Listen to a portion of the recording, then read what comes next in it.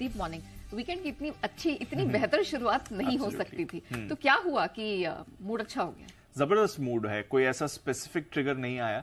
But जैसे कल बात भी हो रही थी अनिल जी से भी, बग्गा साहब भी कह रहे थे, एक बार देखते हैं बाजार पॉलिसी को कैसे पचाते हैं। क्योंकि एक फीलिंग ये भी बाजार में बन रही है कि शायद ये आखिरी बार फेड पिछली बार जो रेट्स बढ़ाए थे वो हो चुका है, आगे रेट्स बढ़ाने की जरूरत नहीं पड़ सकती। ये उम्मीद है, ऐसा कुछ एक्चुअली हुआ नहीं है। बट हाँ, काफी सारी सेंट्रल बैंक पॉलिसीज आ रही हैं। अभी आप देखेंगे थोड़ी देर में बैंक ऑफ जापान की पॉलिसी आने वाली है, इसलिए शायद जापान के बाजार थोड़ा इस समय दबाव फील कर रहे हैं, कॉशियस ट्रेड कर रहे हैं। हालांकि पॉलिसी में कुछ एक्सपेक्टेड नहीं है, ना ही उनके रेट्स में बदलाव की उम्मीद है, और ना ही जो उनका बॉन्ड यील्ड कर्व कंट्रोल है उसमें कुछ बदलाव आने वाला है। बट नॉनदलेस यहां पर नजर है। ऑफ कोर्स अमेरिकी बाजारों में तो जबरदस्त एक्शन आपने देखा। डाउ पर देखिए 425 अंकों का उछाल आया है और 5 महीने की ऊंचाई पर अब आपको डाउ आते हुए दिख रहा है।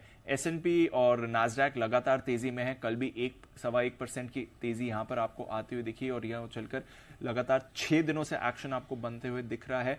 14 महीने की ऊंचाई पर यह भी कायम है। तो जबरदस्त एक्शन आपको अमेरिकी इंडिसेस में इस समय आते हुए दिख रहा है, और जो तेजी का ट्रेंड था वो बरकरार है। ब्रॉड बेस्ड पार्टिसिपेशन कल एक बार फिर से हमने अमेरिकी बाजारों में आते हुए देखा। बट हाँ, आईटी यहां से दमदार कंट्रीब्यूशन था, और दिग्गज आईटी शेयर्स मेटा और माइक्रोसॉफ्ट दोनों में 3% की तेजी आई। इनफैक्ट माइक्रोसॉफ्ट रिकॉर्ड ऊंचाई पर आपको आते हुए दिखा। कुछ दिन पहले हमने देखा था एप्पल रिकॉर्ड ऊंचाई पर आ गया था, अब हम देख रहे हैं कि माइक्रोसॉफ्ट भी रिकॉर्ड ऊंचाई पर आते हुए दिख रहा है।